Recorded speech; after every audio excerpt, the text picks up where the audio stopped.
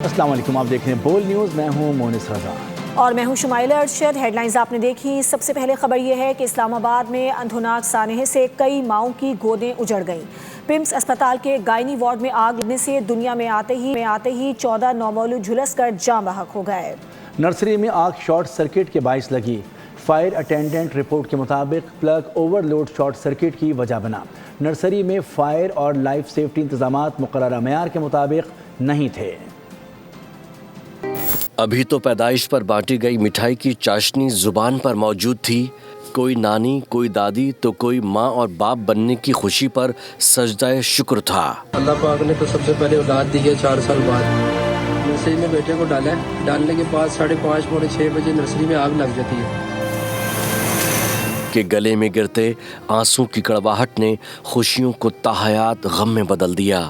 اسلام آباد کے پمس اسپتال کے گائنی وارڈ میں آگ لگ گئی۔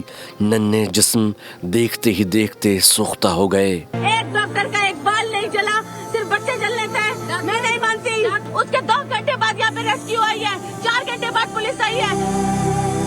دلخراش واقعہ صبح 6:45 بجے کے قریب پیش آیا۔ سیکنڈوں میں جان لیوا بننے والے شعلوں نے آکسیجن لائنز میں داخل ہو کر خوفناک آگ کی صورت اختیار کر لی۔ کسی نے شیشے توڑ کر جان بچائی تو کوئی ماں اپنی مدد آپ کے تحت بچے کو لے کر بھاگی۔ ہر طرف افراتفری تھی، خوف اور ڈر کے بادل تھے۔ ابتدائی رپورٹ کے مطابق 44 فائر فائٹرز کی مدد سے آگ پر قابو پایا گیا، لیکن اس وقت تک 14 ننھے جسم جل کر راکھ ہو چکے تھے۔ پمس اسپتال سانحے میں کئی ماؤں کی گودیں اجڑ گئیں، کئی گھرانوں کی خوشیاں چھن گئیں۔ میرا بچہ مجھے لا دو، دکھیاری ماں کی دہائیوں نے دل دہلا دیے۔ 4 سال بعد پیدا ہونے والا بیٹا بھی خوفناک آگ کی نظر ہو گیا۔ 2 دن پہلے میرا سی سیکشن ہوا ہے، میں یہاں پہ بیٹھی ہوں اس حالت میں، میں نہیں جا رہی، مجھے میرا بچہ دو۔ اللہ پاک نے تو سب سے پہلے اولاد دی ہے 4 سال بعد۔ بیٹا ہوا ہے 4 بجے، نرسری میں بیٹے کو ڈالا ہے، ڈالنے کے بعد 5:30 پونے 6 بجے نرسری میں آگ لگ جاتی ہے۔ جب آگ لگتی ہے تو انتظامیہ کا کوئی بندہ آگے نہیں آتا، دکھا بھی نہیں رہے۔ میں اپنے ہاتھوں سے سڑے بچے باہر نکال کے لے کے آیا ہوں ان ہاتھوں سے۔ میری اولاد ہوئی ہے، اس کا ذکر ہی کوئی نہیں کر رہا۔ جتنا بھی عملہ تھا وہ ہمیں بتائے بغیر وہاں سے بھاگ گیا، انہوں نے ہماری کوئی ہیلپ نہیں کی۔ پھر میں نے اپنے بھتیجے کو بچایا، پھر وہاں پہ جو لیڈیز تھی ان کو باہر نکالا، اور جب ہم نیچے آئے بھاگنے کے لیے تو وہاں پہ جو ان کا عملہ نیچے کھڑا ہوتا پہلے سے بھاگ کے، انہوں نے ہمیں بند کر دیا، وہ ہمیں باہر نہیں جانے دے رہے تھے۔ جو بھی ادارے وہ کافی لیٹ آئے ہیں، اگر وقت آ جاتے تو یہ جانیں ضائع نہ ہوتی۔ وزیر اعظم شہباز شریف کی ہدایت پر پمس آتش زدگی تحقیقات کے لیے اعلیٰ سطح کی انکوائری کمیٹی تشکیل دے دی گئی ہے۔ ریٹائرڈ وفاقی سیکرٹری شاہد خان کمیٹی کے چیئرمین مقرر، جبکہ major retired doctor Khurshid Atra, doctor barrister Nabeel Ahmed Awan اور ڈپٹی کمشنر اسلام آباد کمیٹی کے ارکان ہوں گے۔ کمیٹی آگ لگنے کی وجہ، واقعے کی ٹائم لائن، ریسکیو آپریشن اور نومولود بچوں کے انخلاء کے SOPs کا جائزہ لے گی۔ پمس کے فائر سیفٹی انتظامات اور ممکنہ غفلت کے ذمہ داروں کا تعین کیا جائے گا۔ کمیٹی 48 گھنٹوں میں عبوری جبکہ 5 روز میں جامع رپورٹ وزیر اعظم کو پیش کرے گی۔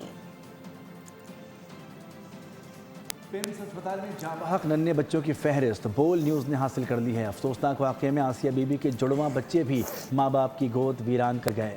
اسپتال انتظامیہ صرف ایک بچے کی جان بچانے میں کامیاب رہی۔ جویریہ اور سمیع اللہ کو بھی اللہ نے خوشیاں دی، لیکن انسانی غفلت میں گھرانے کو ماتم کدا بنا دیا۔ عالیہ اور راشد بھی والدین بننے والوں میں شامل تھے۔ MLO کیس میں زیر علاج اشفاق اور حفصہ کا بچہ بھی جاں بحق ہونے والوں میں شامل ہے۔ جھلسنے والے بچوں میں محمد تنویر، شکیلہ، عمران، سدرا، عثمان اور سنبل کے بچے بھی شامل ہیں۔ سعد الرحمان اور کرن، فاطمہ، خرم، آمنہ، قیوم، ماریہ، مدثر، خضر، عدنان اور عروسہ کو بھی اللہ نے اولاد کی نعمت سے نوازا، لیکن کوتاہی آنگن کو سونا کر گئی۔ پمس اسپتال میں لگی آگ نے صرف 20 سیکنڈ میں پوری نرسری کو اپنی لپیٹ میں لے لیا۔ اسپتال ذرائع کے مطابق آگ صبح 6:38 پر AC میں شارٹ سرکٹ کے باعث بھڑکی۔ آگ اچانک شدت اختیار کر گئی اور عملے کی جانب سے اندر داخل ہونے کی کوشش کے باوجود نرسری میں داخلہ ممکن نہ ہو سکا۔ ایک خاتون رکن نے دروازے کے قریب موجود انکیوبیٹر کھینچ کر باہر نکالا۔ چیئرمین پیپلز پارٹی بلاول بھٹو نے پمس واقعے کو انسانی تاریخ کا بدترین سانحہ قرار دے دیا۔ ایکس پر لکھا کہ مائیں اپنے بچوں کو 9 ماہ اس لیے کوکھ میں نہیں رکھتی کہ کسی کی غفلت کے نتیجے میں پیدا ہوتے ہی وہ زندہ جل جائیں۔ وفاقی دارالحکومت میں 14 نومولود کا جاں بحق ہونا انسانی تاریخ کا ایک بدترین سانحہ ہے، جن کی امیدوں کے چراغ روشن ہوتے ہی بجھا دیے گئے اور وہ بے بس باپ انصاف مانگ رہے ہیں۔ سب سے پہلے خود کو احتساب کے لیے پیش کر رہا ہوں، غفلت یا کوتاہی برتنے والے کسی بھی شخص کو نہیں چھوڑا جائے گا۔ وفاقی وزیر صحت مصطفیٰ کمال پمس اسپتال پہنچ گئے۔ تند و تیز سوالوں کا جواب دیتے ہوئے اعتراف کیا کہ اسپتال کی سہولیات موجودہ دور کے اعتبار سے ناکافی ہیں، تمام باتیں یہاں شیئر نہیں کر سکتا۔ وزیر اعظم میرے باس ہیں، جتنی اجازت وزیر اعظم نے دی ہے اتنی ہی بات کر سکتا ہوں۔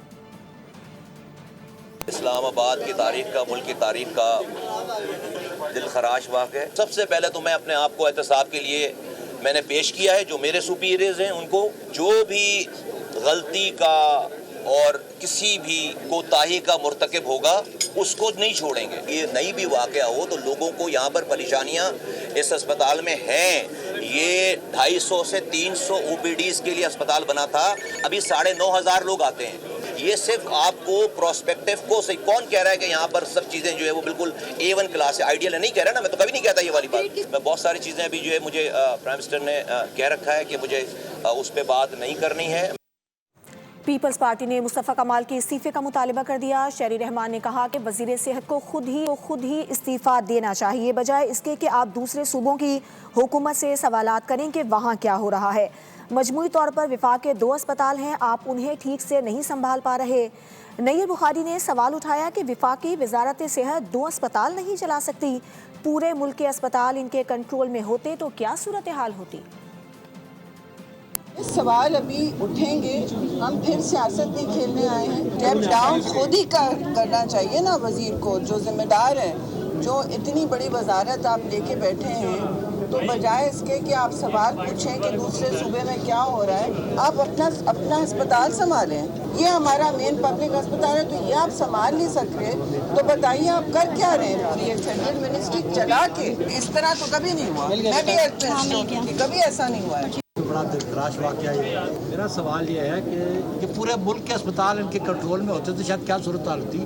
2 اسپتال جو وفاقی وزارت ہے وہ سنبھال نہیں سکے آپ، یہ ان سے جواب دہ ہونا چاہیے یہ انسیڈنٹ کیوں ہوا، کون ذمہ دار ہے۔